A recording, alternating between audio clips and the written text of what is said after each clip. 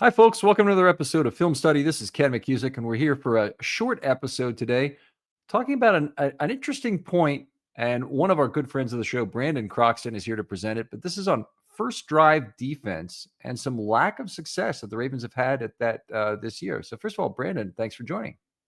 Hey, Ken, it's always good to talk to you. Now, you came up with this about 3 or 4 weeks ago in terms of an idea for a show, and it seems like the problem may still exist, although it may have lessened a little bit with some of the teams they played recently. But kind of take us through some of the information for starters. Sure. So I noticed probably right at the midpoint of the season that we always seem to be falling behind in games. The defense was giving up long drives to start the game. We were falling behind 3-0, 7-0 to start the game. And, historically, the Ravens have not been a team that plays well from behind. They're a much better team when they're playing from in front. So I just kind of looked into it a little more and saw some numbers. And, yeah, they do kind of indeed struggle with the opening of the game. They average about almost 8 yards a play on the first drive. Is that eight yards per play or eight plays per drive? I'm sorry, eight plays per drive for about 45 yards, and they're giving up about 3 1/3 points per drive, which is extrapolate that over the course of a game or a season. That's up there with the greatest offenses of all time. That's I was just going to say. So the 2007 Patriots, I think, were at 337 per drive. So you wouldn't want to have to face that offense for even one drive at the beginning of a football game, right, and that's kind of what the Ravens have been doing. Yeah, exactly. And like they struggled. Only 4 of the 12 drives, they've played 12 games so far. So the 12 drives, only 4 of them have not yielded points. There's been 3 punts and 1 missed field goal. So literally 9 out of the 12 drives have resulted in a scoring opportunity for the opposing offense. So, yeah. Okay. And how many of those were touchdowns? I believe it was 5 of them. I didn't actually. 5 would be 35, 38, maybe 41 divided by 12. I think I'm getting to about 3.4 if I do that. So that was about the neighborhood you were talking about. Yeah. Okay. That's, first of all, very good information to just be looking at that over the time. Now, does that get better as the game goes on? Yeah, absolutely. Like starting in the second drive, they really tighten up a bit. They average about 5 plays a drive for 24 yards and 1 point a drive. 1 point a drive is absolutely excellent. That ranks up there as good as any defense in the league. So yeah, they really they really kind of make adjustments to what the other team is doing and are able to have some success.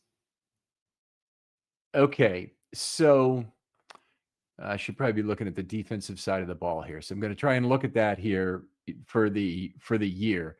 So the very worst team in the NFL this year has given up 2.91 points per drive, and that's Cincinnati. The very best team in the league has given up only 1.42 per drive. That's Houston. And where are the Ravens in terms of first drives and then every drive thereafter? So first drive is about 3.4, right? So first drives, it's about 3 1/3 per drive. Second drives are 1 point per drive. So they're excellent on that second drive. So just the second drive, not 2 plus. If we take all 2 plus, how do they look? And then after the first drive, they're only averaging about 2.1 points per drive for the rest of the game after the first drive. So 2 through the end of the game, they're averaging about 2.1, that's probably right around league average, I would say. It's would be about 19th in the league right now in terms of meaning I think 14th best is the way to look at it. 14th Okay. best or 19th worst, either way. So, um, so that's interesting. So now, do you have any theories on why? Yeah. This, So, like I think this is maybe some constructive criticism on Zach Orr as the coordinator. All teams scripts their first 10 to 15 plays on offense. And Zach Orr maybe in his preparation is maybe not foreseeing exactly what an opposing offense is going to do to based on the tendencies of the defense, overall. So a little constructive criticism is, maybe trying to foresee a little bit better on what an offensive coordinator is trying to do at the beginning of the game in order to kind of get off the field, force more third downs, which result in more punts and more drives being stalled. so two things I want to talk about here. One is advanced scouting, and one is how an install is done during the week. Okay. Now, offenses are kind of layered. Let's talk install first. Offenses are layered in the terms that they learn a lot of plays during the summer, and then they install a bunch of plays on a weekly basis that are the basis of walkthrough practices that occur and are closed to the media on the last day of practice each week. Now they install them and they run the plays normally, and then the walkthrough practices on Friday are low impact practices where they try. It means they don't tackle or hit or do any of that stuff. They just basically go at quarter or half speed, and they literally learn the dance steps of the plays that they expect to do. Defense doesn't really try and cover. They try and, obviously present an obstacle to the offense, but the offense is basically allowed to complete their passes. The defense almost mockingly, pretends to run at half Mhm. speed a lot of that. You've been a defender before in college, so you certainly know. And then they those plays, the players may not have experience with before, particularly if they're trick plays of any sort.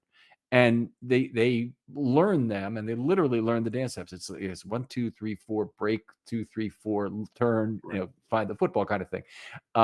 And it's you can see them do it. They do it in camp as well when they're learning basically a large portion of the playbook as they move through it. Right. Uh, Anything to add to that? First of all, I want to talk about the Yeah, and a lot of times what happens is if another team in a previous week had success on that play, a team will literally replicate that play, install it as their own play, and use it at some point in a particular situation against the team, and probably in the same situation where the previous team had success. Yeah, So could certainly do that, and that process is called advanced scouting. And those the Ravens have their own advanced scouting team. It's not really their regular coaching staff. They have a whole team dedicated to just that, and they look generally at the last 4 games for each team, and they try and figure out what their tendencies are, certainly, and what plays they've run. Also, what's been effective against them, defensively. So both sides of the ball, they're doing that advanced scouting, and that's part of the input to making a game plan, and in particular the set of scripted plays. So if we're looking at this from the standpoint of the Ravens are unsuccessful on that first drive defensively, why are the Ravens so easy to read as a defense when the Ravens can figure it out after one drive even? yeah, I mean that's a great question. I think a lot of it, is success. Zach Orr, and talking with the defense is he's able to make adjustments, slight adjustments as to um, what the offense just showed them, what the offense had success with, and then kind of fixing those little leaks as over the course of the game to have more success. I mean, you know, it can be as simple as moving a defensive lineman or a couple of defensive linemen over a couple of feet. It could be moving, having your corners have inside leverage as opposed to outside or vice versa. there's a lot of small, small adjustments that they make in order to have more success. And yeah, it makes it a little bit harder. Maybe I'll ask another question that I think might be related, might not be, but defensive coordinators can either be on the field or in the booth. I Mhm. think we're at a point where most offensive coordinators, but certainly not all, and certainly not if they're head coaches, are in a booth. It's more common than not, I would say. But for defensive coordinators, can be either. Okay, and we certainly see Mike Nolan used to like to be in the booth. Marvin Lewis liked to be on the field, Mhm. and Zach Orr is very much a player's coach, likes to be on the field. What sort of support would he need from the booth to tell him what's going on that he can't really capture from the sideline? Yeah, like you always have um, other coaches, whether it's position coaches, quality control coaches, up in the booth, somebody that's seeing the entire all basically an all 22 view of what's going on, Mhm. what an offense is doing to that defense, and is communicating those things to the defensive coordinator. Like it's very much a team effort. Zach Orr, being a former linebacker, I think having a field view probably helps him more than probably a bird's eye view would. So that's why he's on the field. But like you said, some coaches prefer to be in the booth, but there will always be people in the booth telling exactly what's going on, you know what matchups are an offense trying to exploit, and just relaying that information. So it's always seemed to me like a booth coach was maximizing the value of communication in terms of him and the field, as his ability to see the field was at the highest possible level. A sideline coach is actually putting a great strain on that ability to have the bird's eye view communicate what's going on to him, because that's, picture's worth a thousand words, right? They can see something that I could take quite a while to communicate that thought out to him, even though they have their jargon, and they certainly have their terminology for it.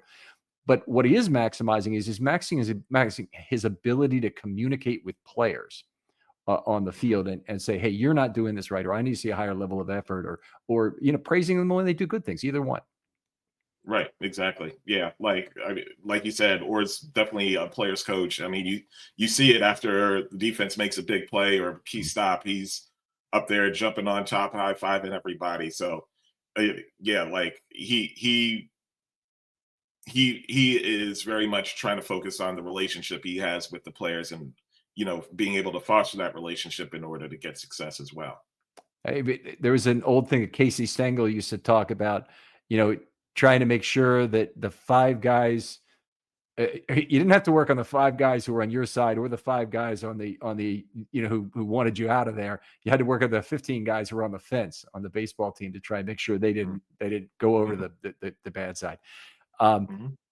it's never struck me that Orr has been a coach that players did not really want to play for, with a couple of exceptions. And the exceptions seem to have occurred at safety, with Eddie Jackson and Marcus Williams really speaking out last year.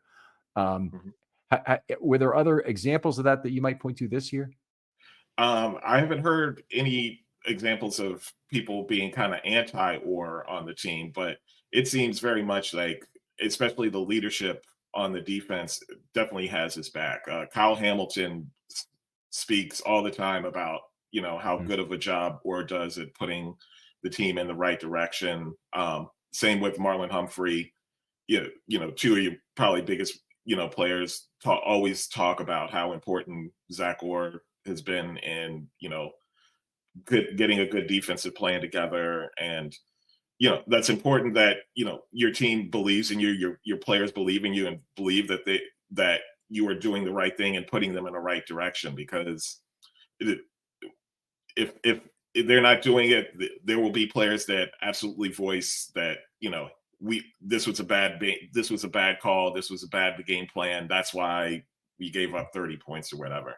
I mean, you could even look to Chuck Smith over in the offseason, talking Yeah. about the previous season.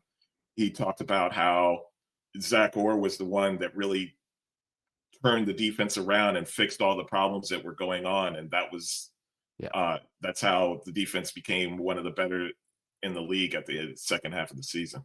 Yeah, he said not Dean Pease. They brought in Dean Pease, but it wasn't him. But Dean Pease might have been an important communication link there because Dean Pease is a booth guy, and he definitely was watching from there and communicating things to Orr. And it may have been that communication may have been something they were looking for that they were not getting from whatever other coaches were responsible for it last year. And I'm not trying to cast aspersions. I'm just saying it's one of the things that you could posit as a reason why they brought Orr back. Brought Pease back. Sure, absolutely. Let me go on with something else here because the Ravens have been destroyed in snap count on the season, and they just got beat 80-57 in this game.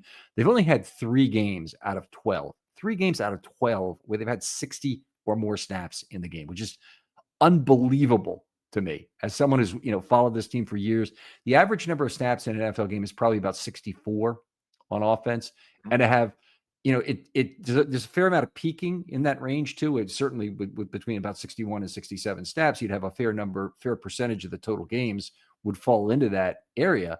And the Ravens have just not been able to sustain drives and get enough offensive plays. And part of this, I guess, is on the defense too, that they're allowing a lot of plays. Do you think the first drive situation that they put themselves in could have an impact on that? Yeah, I mean, absolutely. Like they routinely fall behind in the play count over the first drive or two in the game because I mean, if you look at it like this past game against the Bengals, it was a 13-10 advantage, which is not a huge one, but it still is an advantage. There's been others that have been more drastic. The Chiefs were 20-12. The Texans were 23-15, and the biggest one was the Bears outsnapped them 24-3 in the first 2 drives. And when you fall that behind, you're never catching up. And the more plays you run, the more worn down a defense can get. And especially when you get kind of past that 60 mark, that's when you can really see a big drop in the ability of a defense to stop and get stops as well. You played a position that rotated because you played on the defensive line at Howard. So my question would be, do you think it's more related to total snaps, which I think is very significant, particularly when you're dividing them up among a limited pool of players in these games where the Ravens have had like 4 linemen, for example, 4 linemen, or is it also fairly closely related to consecutive snaps that you're forced to play occasionally? It seems like a lot of the really heavy breathing that you see on defense and hips might be also related to that. Which do you think is the bigger factor? I think they're probably about even when you refer to total snaps and just consecutive snaps. I mean, with when every time you snap on defense, it's not only a physical toll, but it's also a mental toll because on offense, every offensive player, when the play is called, knows exactly where they're going, and they're just going exactly where they need to go. Defensive players are reacting, so they might have a particular assignment, but they are then reacting to what the offense is doing. And so you have a physical toll of just, the physical toll that football allows, but also the mental toll of, oh, okay, they just did that. Now we need to think about what they're doing next, or, they're going to run this play next, or they're going to do this next. And so there's that mental toll that also wears on a defense more so than an offense, which is why you often see when you get in those high snap counts and those high play counts, the advantage almost always goes to the offense. And we've seen it time and time again with our defense when they're getting in those 65, 70 plus snap counts, and that game isn't put away. We know we might be in for some trouble there. Yeah, and that's it. A lot of the fourth quarter situations the Ravens have got into themselves in the last 4 or 5 years have been a case of very high snap counts. And sometimes I think game strategy needs to change in those situations. You need to go for it more on 4th down for one thing offensively, just to extend drives. And there's a redraw value to it too. If you go, let's say you go for it at your own 40, up 7 points or whatever, and you've played a lot of snaps already in the game, and maybe you just had a long drive and you're at risk of 3 and outing. But it's still the better choice to go for it there a lot of times, even if it's like 4th and 2, 4th and 3, because the redraw value on the other side is that the other team is going to have a short drive, even if they get the ball back right there on that play, and shortening that drive from 10 to 5 plays or 10 to 6 plays could make a real difference there as well. I think with just how efficient offenses are in today's NFL, I don't think there's that much difference starting at the 35 or starting at the 50 a lot of the time. I've been saying for 15 years that I would love to see a team literally go for it on if it's 4th and 2 or less, go for it every time, whether they're in their own, at their own red zone or they're at the red zone of the other team. Go for it every time, because more often than not, you're going to get that first down. Those first downs put you in, punts turn into field goals turn into touchdowns. That's more points. That gives you an advantage of being able to win a game, is when you score more points. And also that wear and tear that goes on a defense, those plays, even if you get a stop, you're still putting a little bit more wear and tear on a defense as well. So yeah, I'm firmly in believing.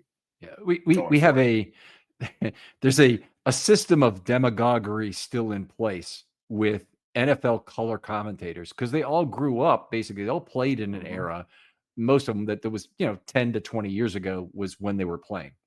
And this football is still played very conservatively, very few 4th down attempts in that era. We're starting to get a little bit more. We're starting to get a few more football players who actually understand some of the math, or have had it explained to them, or whatever it is. The 2-point conversion being an obvious one. When you're down 14, you cut it to 8. Going for 2 late is something that's been very slow to be adopted by the game. Yeah. And it's one of the most obvious mathematical moves to make, and yet coaches just have not been willing to do it. The 4th down thing, the pace has been glacial in getting that changed into the game. But I think part of it is that you've got these color commentators, and a lot of times the announcers are just as bad, because they've been doing their job for a long time too. That basically you're telling them, yep, that's the right move. That's the Baltimore Ravens across the way. You can't go on 4th and 1 at the 50-yard line. You miss that opportunity. Yeah.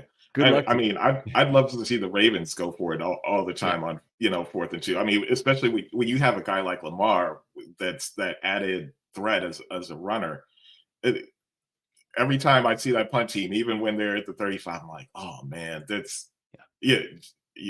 like I certainly understand, when it's like later in the game in the 4th quarter or later in the 3rd quarter, you're playing situational where a field goal might put you up 2 scores, or even a field goal might put you up 3 scores.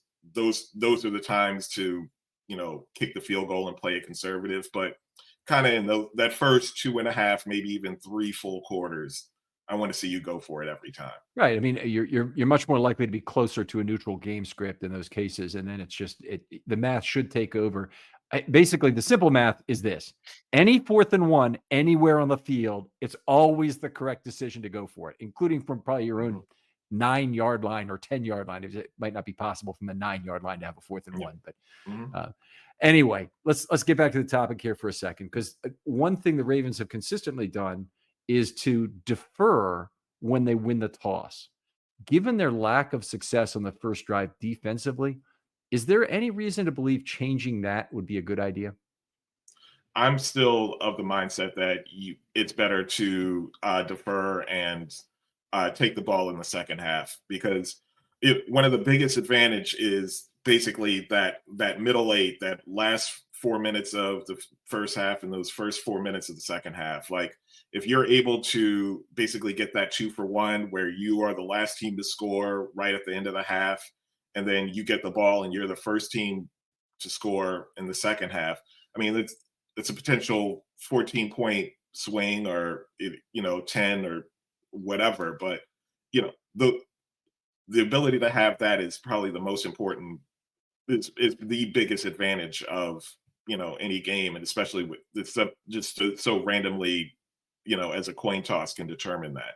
So I think you have to take that advantage every time. I I I agree on deferring every time. Slightly different reason. And my reason is just basically that anytime you can make your decision offensively later on how you want to do, the offense drives, whether or not they want to kill clock or score. And anytime you have the ability to make that choice later, you're putting yourself in a better position. You may or may not be able to control the end of the first half and the end of the game in terms of who has the last possession. Every team that's a central part of what they try and do is they try and have the last possession in each half. Sure. But Yeah. yeah, that's for me. Just making a later decision is a great thing. Yeah. Brandon, outstanding topic, a very cool, short, and an interesting topic that got us down a few rabbit holes here. Tell folks where they can talk football with you online. Yeah, sure. So I'm on Twitter at bcroxton99. Love talking football. Season ticket holder, and hoping we turn things around against Pittsburgh. We have that's always my most hated rival. My second favorite. I always say my favorite team is the Ravens. My second favorite team is whoever plays Pittsburgh. So so I'm always rooting for. I'm a hater in that way. You had fun rooting for Josh Allen then this last Sunday, but Absolutely. anyway. Yep. All right. Other folks out there, thanks for listening as always. If you have questions, please use hashtag Filmstudy Mailbag in Twitter. You can also do that on Reddit.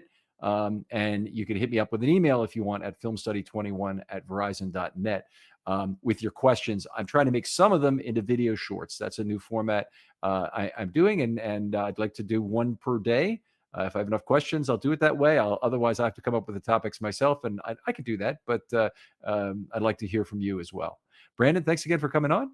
All right. Thank you, Ken. And we'll talk to you next time on Film Study.